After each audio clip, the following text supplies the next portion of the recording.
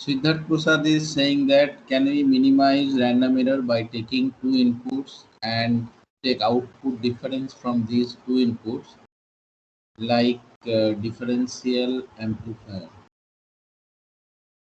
No, we cannot because it is not the bias error. Bias error can be minimized like that, but random error cannot be.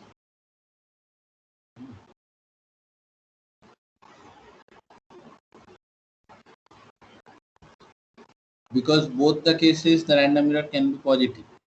So we cannot minimize it.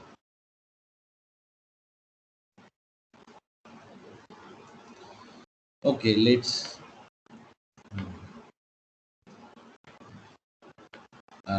okay, chapter 3. So this chapter is analog meters. Okay, in this chapter we'll read and okay, one more thing just before starting. Tomorrow I'll take two classes because in coming weeks I may miss some classes. So tomorrow, what did you say? There is some time when you are free, maybe 11 to 1 or something. Can you tell now again?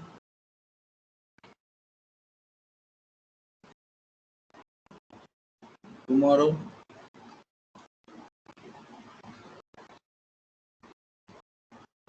Don't want to say?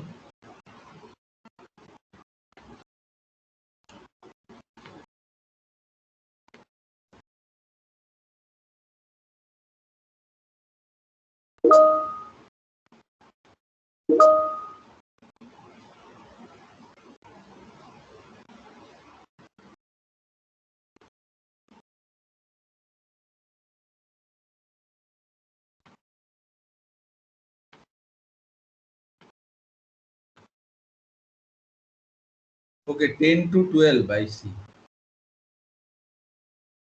So tomorrow the classes will be from 10 to 12.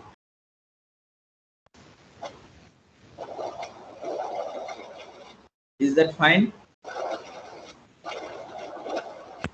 Sir, 9 to 11. Tomorrow 9 to 11? Yes, sir.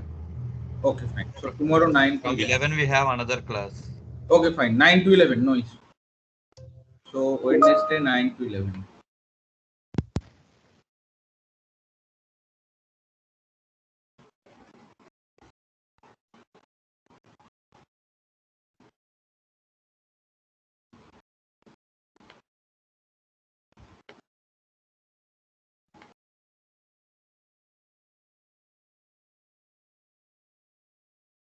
So tomorrow 9 to 11. Okay.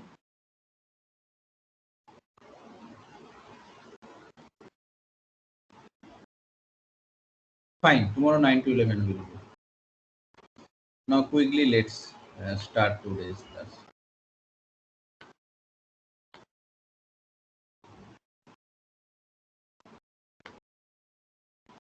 Okay, now can you see my screen? The chapter 3, analog meters. This is a new chapter. This is also a very big chapter. So we'll read slowly, and we'll try to understand. There are many issues will come. So let's start it. So analog meters means first introduction. Let's start. So for testing, experimentation and repair works, we need various type of instruments or meter to check circuit voltage, current or resistance. Okay. So now suppose we want to measure the circuit voltage across some component. We want to measure the current. We want to measure the resistance. We want to measure the power. We want to measure the power factor and many other electrical parameters. Such things can be measured using analog meters. Okay, so you might be thinking that we have digital meters, why do we need the analog meters? Analog meters are still popular in the era of digital systems because of their robustness, because of their durability, and because of their accuracy. So analog meters generally measure the magnitude of the quantity like it is intended to measure. For example, voltage, current, power, like this resistance, and it generates a deflection. Analog meters, it generates a deflection on the pointer proportional to the amplitude of the measuring. So analog meters is basically the deflecting type of instrument, not the null type. So it requires a deflecting mechanism. So whenever you want to measure some voltage or current, so you employ the analog meters, and then it got deflected. Once the analog meter pointer is deflected, you put some calibrated scale, and from the scale and the deflection you can read the readings. So these are all about analog meters. We will read in great detail. So when you want to measure the, in this chapter we will see that how the electrical quantity you can measure, for example voltage, current, power, resistance, power factor, all those things, and these can be measured with analog meters. So whenever we want to measure such, we employ the analog meters in the circuit, and there is a deflecting mechanism. The pointers is deflected on the meter, and from the deflection we have a scale, and pointer is deflected on the scale, and we read the scale. From the reading of the scale we come to know what the exact values of the amplitude of such electrical parameters. Now if we go ahead, so there are many types of analog meters. So the main types of analog instruments may be classified. So first we will read as the permanent magnet moving coil instrument, so which is known as PMMC, very popularly known as PMMC. So very frequently we will tell PMMC instrument, that means permanent magnet moving coil instrument. So which is used to measure the DC values. And the next most popular instrument is the moving iron instrument. Okay, we'll come in detail, we'll read everything. So moving iron instrument, it can measure either AC or DC both. And there is electrodynamometer type of instrument. Mainly these three types of instrument we will read. Apart from that, there are other instruments such as that hot wire instrument, induction type instrument, electrostatic instrument, rectifier instrument, bridge instrument, all such things are there. We will read very less about those. So for example, induction instrument we will read, rectifier instrument we will read, bridge instrument we will read. Okay, hot wire instrument we will not read. Thermocouple we will read in different contexts, not for the measurement of electrical parameters. But in this chapter, mainly we will focus on the PMMC instrument, which is used to measure DC. We will focus on the moving iron instrument, which is used to measure DC at DC. We will focus to electrodynamometer instrument, which is used to measure AC or DC. So now let's focus on the PMMC instrument. So as the name is suggesting, PMMC means permanent magnet moving coil. Permanent magnet moving coil instrument. Let's see if any query. Anybody? Okay, okay, fine. So permanent magnet moving coil instrument.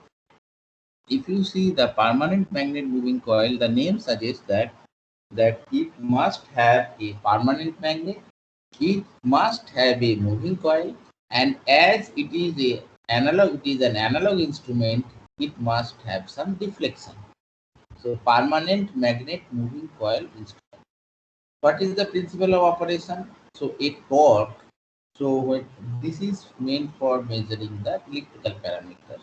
So when something passed, some current or some charge, even charge passes, a torque is exerted on a current carrying coil placed in the middle of a permanent magnet. So right hand side you see the figure A. Here you see there is a coil which is as a rectangular type. You can see in the figure A, this is a coil. Okay, and this coil has some spring on the top, this coil has some spring at the bottom, and this J1, J2 are the two bearings which is suspended. The coil is suspended to it, and there is a rod. And you see this coil is, this is a current coil. Now this coil will be placed on permanent magnet. On the figure B, you see there is a permanent magnet. PM is written, that means permanent magnet. You see the permanent magnet, and then there is a coil which is denoted by IC, and there is a coil. Sorry, there is a coil. You see the rectangular. This is this rectangular. This is the coil, and there is a iron core and all, and there is a moving part, and there is a pointer, and there is a scale. So when you see that, so what is the basic law of operation? It's a Moore's law or Fleming's left-hand rule. Whenever some current passes through the magnetic field, it gets deflected. That deflected is proportional to the current, and that deflection is rate on the pointer on scale. So now when we see that the PMMC type instrument, you see that the big meters in the machine lab, they are PMMC type instruments. So we have two different types of instruments. One is one type of instrument you generally see, it is a kind of box. On the box there is a pointer and there is a scale, and box is generally kind of black color, and you have a two knobs on the top where you can two wires you can insert, and then the current goes through the box, and there is a permanent magnet, and there is a moving coil, and the moving coil get deflected, and on the pointer get deflected, on the scale you get the deflection, and then you note the reading. So this is the permanent magnet moving coil instrument. Another type of instrument you will see, which is a kind of fully suspended on the wall. You see that galvanometer, D'Arsenval galvanometer. You have seen in class 10, class 2, which is suspended on the wall, and whenever current charges passes, it gets deflected. There is a mirror on the suspension, and there is a light from the 1 meter distance. It hit the mirror, get the reflected light, and when the charge passes, the mirror get deflected, and this reflected light is seen on the scale, and from that scale deflection you can find out the deflection. From the deflection you can find out the charge, current, and all this. So two different type of construction you can see. So first is what I said, that it is a kind of box, and generally it is a black color. You must have seen that in machine lab, and you have a two knobs, and two wire comes into the knobs which is connected with the circuit, and on the box there is a one opening glass where the pointer is seen, and you can see the pointer moves on the scale. Another type of instrument is kind of suspended on the wall, and this is called the galvanometer, maybe D'Arsenval galvanometer or something like that. So where this one mirror is there on the suspension, and this mirror, one light is reflected in the mirror. When the charge or current pass, this mirror get deflection, so the reflected light is also get deflected, and you can see the deflected light on the scale, and you can read the scale. From there you can find out the deflection.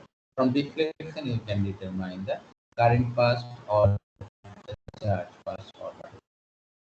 So if we go to detailed construction of the PMMC instrument, so two things are clear. One will be the moving part, another will be the static part, will be the current carrying part, which is moving magnet. So it is not generated through the passing current or something. It's a permanent magnet, and there is a moving part, and which is a small wire wound on a former, will come in detail, and that moves. Actually, that moves. So if we go to the construction, so this is a kind of picture. If you open your black box of the instrument, analog instrument, which is the box type, you will see this type of things. So there are external shield will be there. There is the permanent magnet inside, which is 1, 2 is the permanent magnet, this one, and then you see the moving coil, this 3, it is the moving coil, and on the 3 there is a control spring, and then with the spring, in between the spring there will be a pointer, and this screw you will see outside. So if you rotate the screw, this 0.5, the 0 position of the pointer will be changed. So this screw is also came out of the box, and this pointer goes to a scale. The scale also is kept with the glass shade so that you can see it.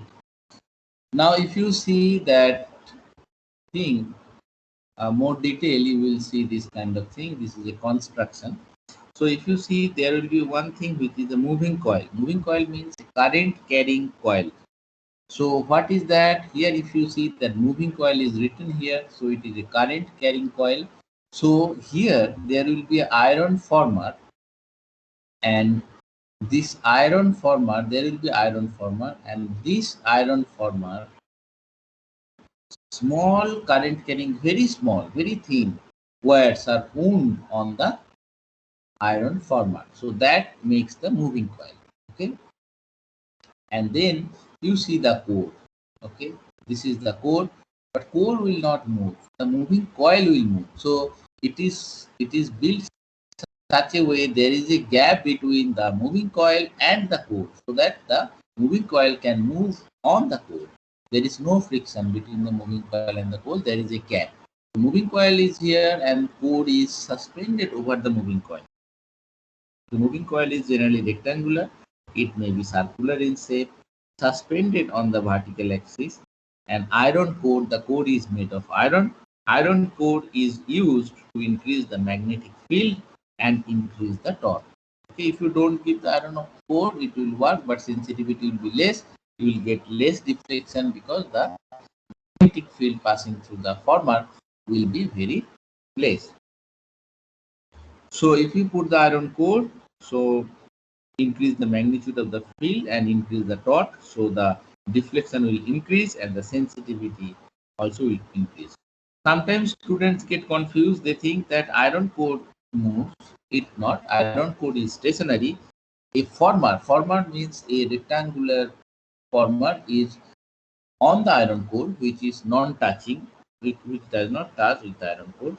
The former is attached and with the moving coil, and on the former there is a wound of the coil, and the former with the coil actually moves. So former is generally made up of aluminum because it has to be very light. Now one thing is clear, try to understand. First thing is that you have a permanent magnet, you have a core, you have a former on the core, you have a current carrying coil wound on the former, and you have a spindle. Spindle means with which axis the former is mounted. That is a spindle. You can see the spindle. And now there are the two things, which is the spring.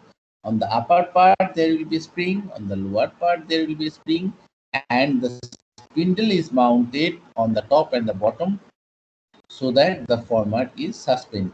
And a pointer is attached with the spindle, and the pointer and the scale is mounted so that pointer can move over the scale. So this is the main construction. Now you see, when there are the few things which we should tell. So when the current will pass, what will happen? The current will pass through the moving coil, and there is a magnetic field because we have a permanent magnet and the magnetic field on the core, and the current passes through the coil. So what will happen when the current passes through the coil? This pointer gets deflected because there is a deflecting torque. So when the deflecting torque occurs, it started deflecting, but the spring is attached. So whenever the deflecting torque is there, it started deflection, but the spring, it opposes the deflection. So at some point it comes to an equilibrium point so that the deflecting torque is equivalent to the controlling torque or the restoring torque exerted by the spring.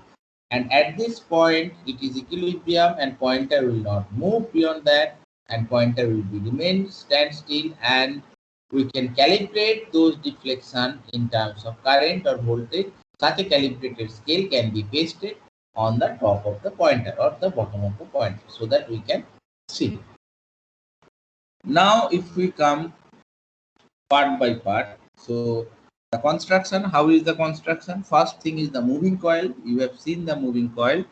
So moving coil is on the former, it's wound on the former, and there is the iron core. So former is on the iron core. I said that iron core is used so that the magnitude used to increase the field and increasing the torque, and so that the deflection increases, sensitivity increases.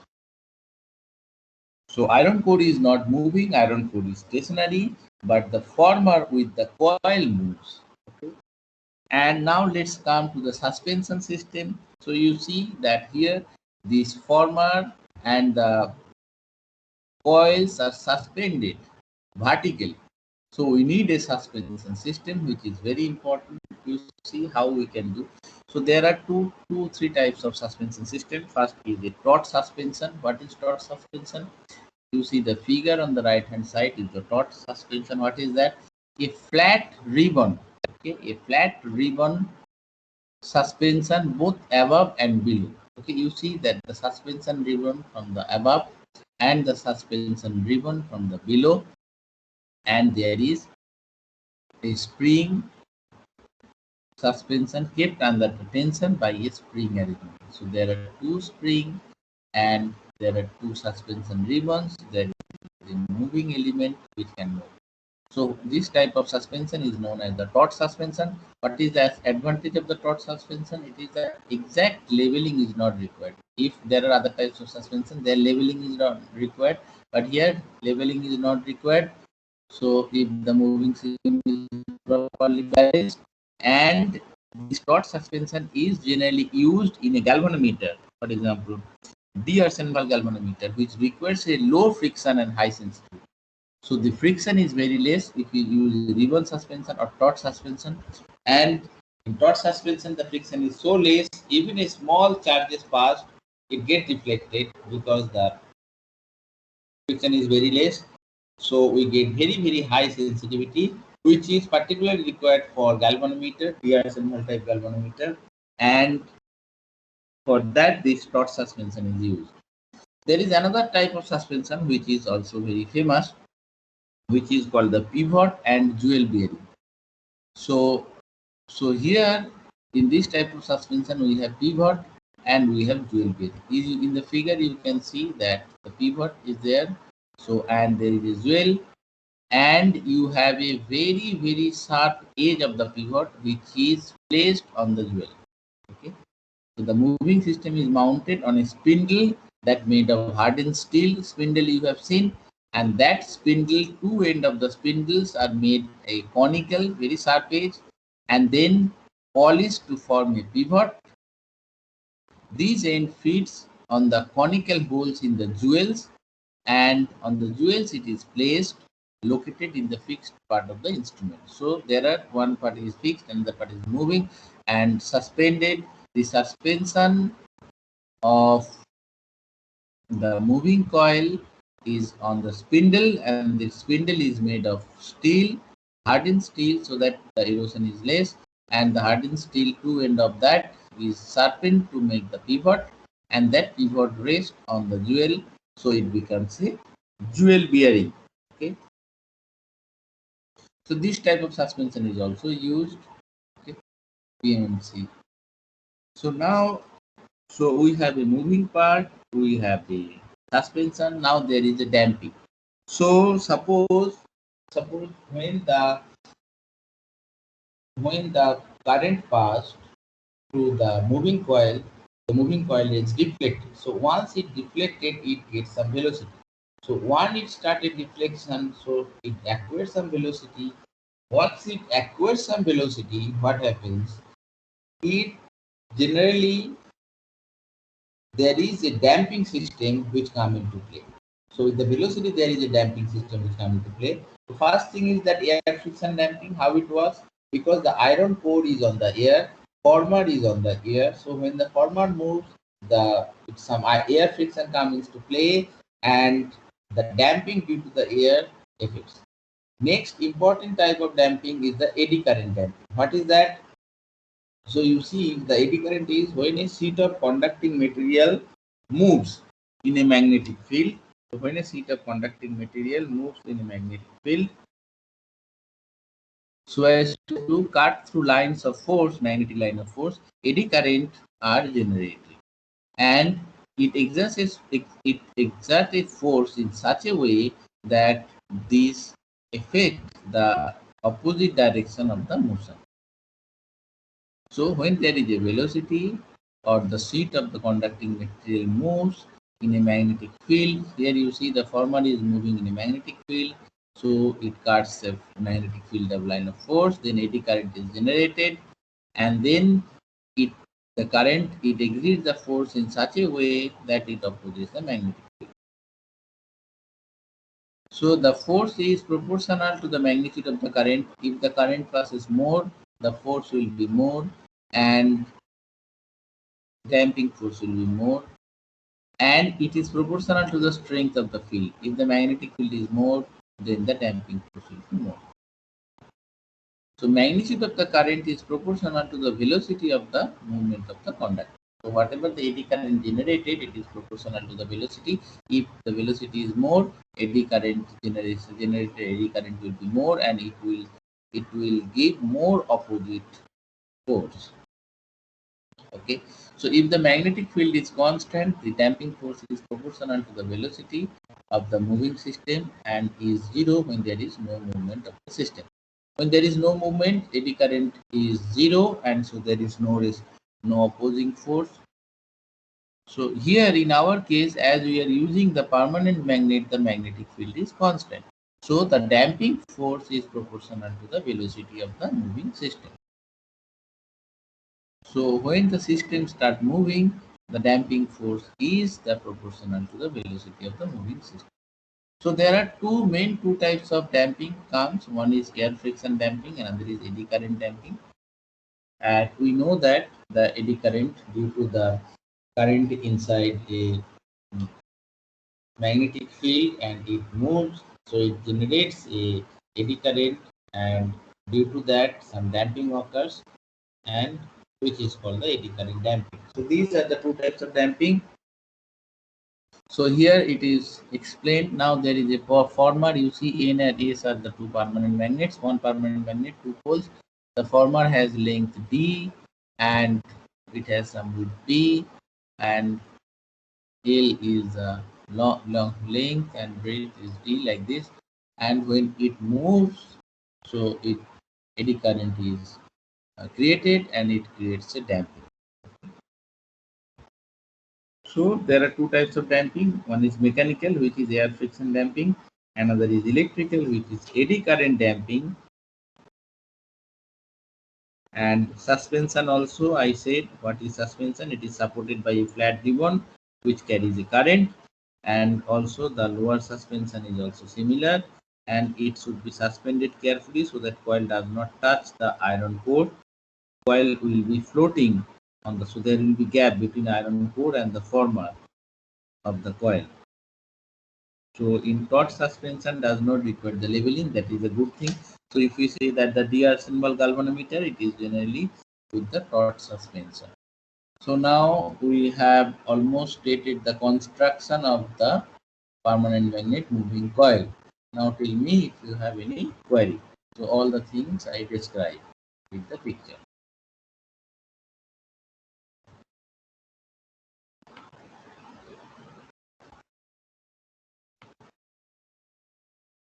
Okay, then let's start again.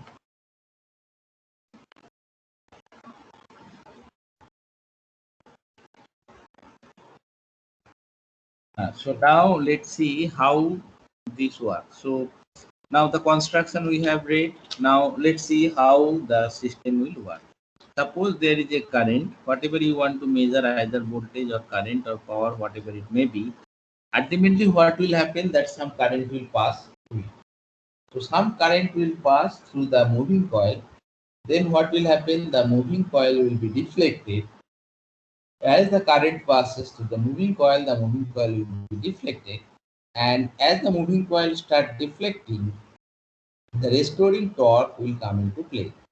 And at some point of time, when the deflecting torque will be same as the restoring torque, which is exerted by the spring, so the pointer will be at equilibrium, it will not deflect further, and it will remain with some deflection. Now, if we can attach a scale, calibrated scale, which shows the deflection versus the current or voltage or power factor, whatever you want to measure.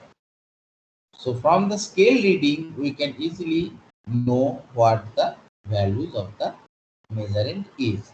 Now to see that, we can quickly see this page, which is the B is the flux density Weber per meter square in the air gap. I is the current on the coil, and L is the effective length of the coil. B is the breadth of the coil. N is the number of the coils. So the force exerted will be B I L N. Capital N, what is that? It's not Newton. Oh, Newton. It is written. So torque on each side of the coil will be force into distance from the axis, which will be that total deflecting torque will be TD will be that N B I L, and you see that L and B, if you multiply, it will be the area of the former, so we'll get the total deflecting torque is N B A into I, and NBA we generally write as a K1. It is not actually K1, we write it as a Z, which is a galvanometer constant.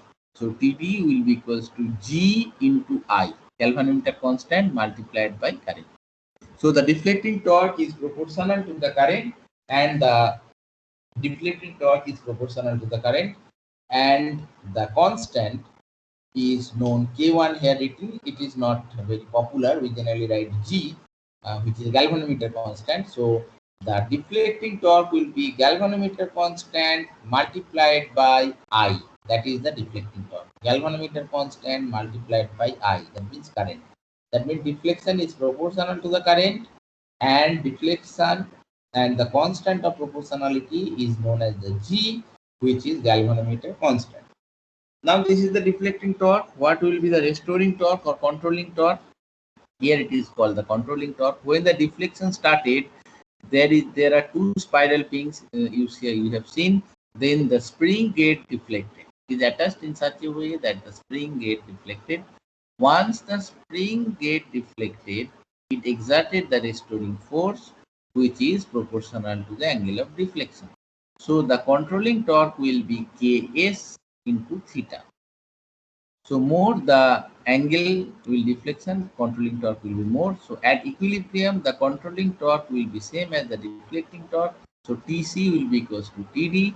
So controlling torque will be equals to deflecting torque, and controlling torque will be equals to, we know, Ks into theta, and deflecting torque is K1. Generally we call it as a G into I. So theta will be equals to K1 by Ks into I, or K into I. So here you see that theta is proportional to the I. That means the deflection is proportional to the current passing through it. So we can see that deflection is proportional to the current passing through it. So we get the deflection which is proportional to the current. So this is a linear instrument, very simple to see because theta is proportional to the current. So the angular deflection of the pointer is directly proportional to the current. Thus the scale of the instrument is linear and uniformly linear or uniformly divided. Okay. So this is the static part. So let's see if inquiry will have. Okay, now this is a kind of, I said that this the black box, which black meter which you get from the machine lab. Now I said that there is another type of galvanometer which is wall mounted. So there is a mirror attached with the spindle. You see, so here you see the suspension is there, and here there is a mirror attached with it, and a ray and a bulb is mounted on the 1 meter, and there is a scale on the 1 meter. Bulb light comes and hit the mirror and get the deflection. So once this is deflected, the mirror is deflected, and we get the deflection on the scale. So in such a cases, what will be our deflection? Let's see it. So if the mirror is deflected, so this is 1 meter or 1000 millimeter. So if a mirror is deflected and the theta, from here the light is coming, if there is no deflection, light will come the perpendicular and it will be deflected on the scale perpendicular. Now if there is a theta deflection, what will happen? The light will deflect it 2 theta amount and it will travel here, and on the scale it is a deflection 0 to d, so d deflection. So what will be the 1 meter long away the scale is kept, and if theta f is small, the deflection is small, we can tell that small d is equals to the radius into the angle obtained. That means 1000 is the radius, 1000 millimeter into the angle is 2 theta f, which is the deflection. So which is 2000 theta f, and which is 2000 theta f means we have seen gi by k. That's what we have seen. So theta will be equals to g by k into I. They have written k1 by ks into I. The same thing I said that g is most popular galvanometer constant. So g by k into I. So small d will be equals to 2000 g by k into I. Now here you see that d is also proportional to I, but by means of suspension and sending beam from a distance of 1000 millimeter, we have the constant multiplied by 2000. That means you have seen that here we have increased the sensitivity. For the small deflection of angle theta, there is a huge deflection on the scale, and that can be read. And from there we can determine the I if I know the small d. So if I know the small d, you multiply it by k divided by 2000 g, that will be I. So from there it is easily. So this is because if the deflection is theta, if the mirror turns the angle to theta, that's what I said. So for a large angle to theta above 5 degree to 10 degree, the equation 7.6 does not hold. Then small d will be equals to 1000 tan 2 theta f millimeter. Okay, and theta f will be 1000 tan 2 theta f means di by k millimeter. So if the deflection is more, then the system is no longer linear. You can see it from here. Whatever be the case, so if the theta, if you have a pointer, so I said that there are two arrangements. One, there may be a pointer which is the get the deflection of theta. So from there you have a calibrated scale, you can read it over the scale, and you have a mirror and you have a light beam. Light beam comes and hit the mirror and get the reflected beam, and from there you can see if the iron core is deflected, then the mirror attached with it will be deflected. As the mirror is deflected, you get the angle is getting deflected. If the angle is deflected, you see the deflected light. So if it goes that small d distance over the scale, so d will be, if the angle is small, d will be 2000 gi by k. So if you know d, I can be calculated easily. Now if it is a large distance, you will be d 1010 to theta f. So theta means gi by k. From here also, if you know d, you can calculate the I. So there are two things. One is from the pointer you can easily see it, or from the deflection of light over the scale you can read the displacement small d, and from there you can calculate the I. So that is the main operating principle. That is the main operating principle of our galvanometer circuit. Damping will come for. Now let's see this. So now tell me if you have any query till this point. Okay, so this is, so from here you can see whatever I discussed, it is only for the static operation. We did not see the transient, only the equilibrium point we see. That means our input is not varying, it is a fixed input, and what will be the angle? That will be theta, that will be g by k into I. So it is a kind of static input. So we did not consider the time varying input. So it is the static characteristics. From here you can see that the sensitivity is a g by ks. So where g, so sensitivity is proportional to g. That means you see the expression of g. So expression of g is this one, bi l n b. So it is proportional to the area of the former. If the former area is more, you have the sensitivity mode. It is proportional to the number of turn, capital N. So if the former turn is more, so generally we keep the turn more. So make the turn more, we have the former area is fixed. So we need to have very small width or gauge will be very small of the wire we need to wound. And for such small wire cannot carry the large current because it will burn, get heated. So the small amount of the current should go through the meter, not very large current should go. And the permanent magnet strength, if it increases, the sensitivity will be increases. So these is the sense. So these are the parameters on which the sensitivity depends.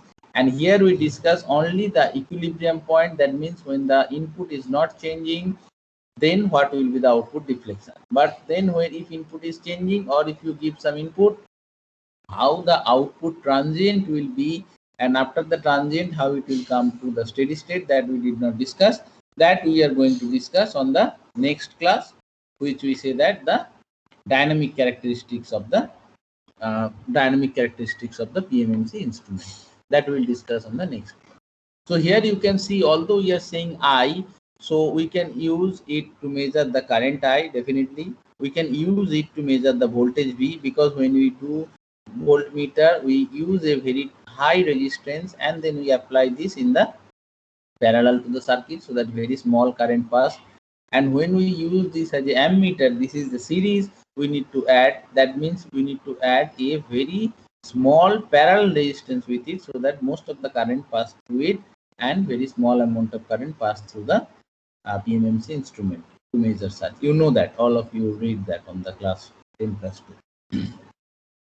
So now if you have any query, you can ask now, and I will answer. And if you don't have any query, so tomorrow we will be meeting at what time you say? 9 to 10. Tomorrow 9 to 11. Tomorrow we are meeting at 9 to 11. So that will do.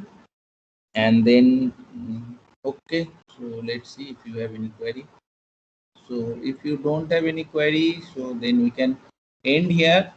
But a lot of students are not attending the class. This is not good, because many things I am saying which is not in the book, or I did not make the presentation. So you should attend the class anyway. So for today now we can end here. Tomorrow we'll come at 9. So thank you for attending the class. So have a nice day. Now you have next class, you can go.